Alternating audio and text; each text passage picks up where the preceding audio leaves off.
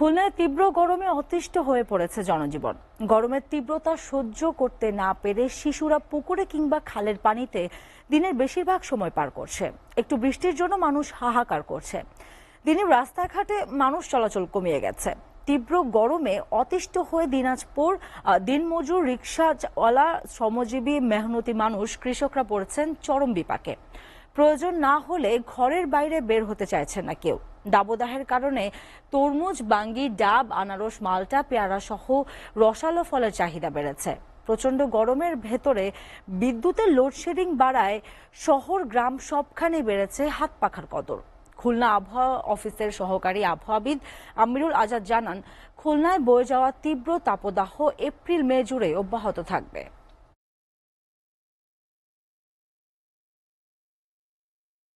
প্রচন্ড গরমে অতিষ্ঠ খুলনার জনজীবন, এ বিষয়ে বিস্তারিত জানাতে সরাসরি যুক্ত হচ্ছেন রকিবুল ইসলাম মতি।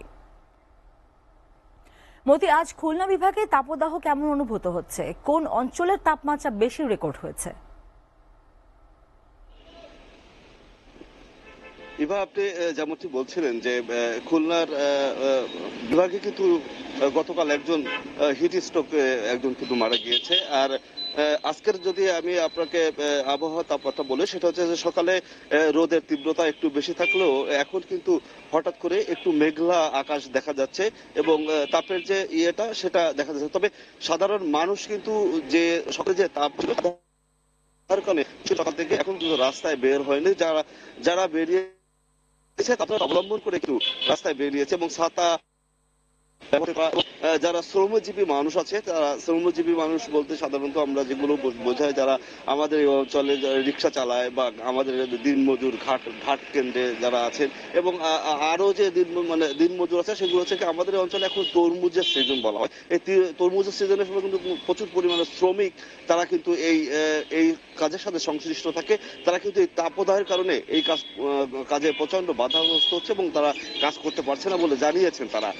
যদি শহরের কথা বলে থাকি, যে শহর অঞ্চলে কিন্তু প্রচন্ড পরিমাণ তাপদাহ বাড়ছে এবং সাধারণ মানুষ ঘর থেকে বের হচ্ছে না এবং এই আবার বের হওয়ার কারণে তারা একটু হলেও কিন্তু গরমে মুক্ত পাচ্ছে। কিন্তু সেক্ষেত্রেও এক ধরনের জটিলতা তৈরি হয়েছে যে মাঝে মাঝে কিন্তু বিদ্যুৎ থাকছে না। বিদ্যুৎ না থাকাতে তাতে কিন্তু আরো বেশি করে মানুষ তাপদাহের সমস্যা এবং গরম অনুভব করছে।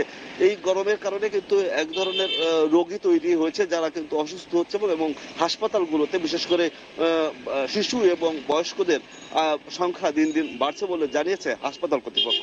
তবে আমি এসব ব্যাপারে নাগরিক নেতাদের সাথে শহরের যে তাপমাত্রা বৃদ্ধি পাওয়ার কারণ হিসেবে যে সমস্ত অপরিকল্পিত অবস্থার মতো খাল ভরাট করা এবং গাছপালা কেটে ফেলা হয়েছে, যার কারণে কিন্তু মানুষের যে আগে যে গরম পড়তো তার থেকে এখন গরমের তীব্রতা বেশি হচ্ছে এবং এই অপরিকল্পিততার কারণেই সিটি কর্পোরেশনের এই অনুভূতিটা মানুষ বেশি অনুভব করছে। এ ব্যাপারে আমি আবহাওয়া সম্পর্কে কথা বলেছিলাম খুলনার আবহাওয়াবিদ আমিরুল আজাদের সাথে। তিনি যে বিষয়টি জানিয়েছে যে তিনি কিন্তু ভালো কোনো খবর এখন আপাতত দিতে পারছে না। তারা বলছে যে এই যে অবস্থা, গরমের যে অবস্থা রয়েছে আরো 2-3 দিন থাকবে এবং এই থাকাটা শেষ হলে যদি মেঘলা হয়ে আসে বা আকাশের যদি মেঘলা অনুভূতি বা বৃষ্টি হয়, তখন এই তাপদাহ কিন্তু কমতে পারে বলে তিনি জানিয়েছেন।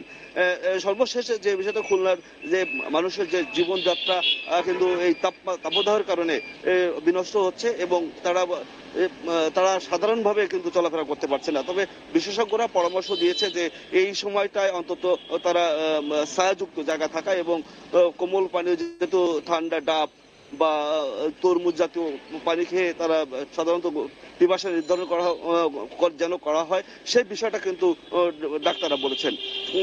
সামগ্রিকভাবে যদি বলতে পারি যে খুলনার এখন পর্যন্ত যে তাপদাহ আছে, সেই তাপদাহ কিন্তু চলমান অবস্থায় আছে। শোভা।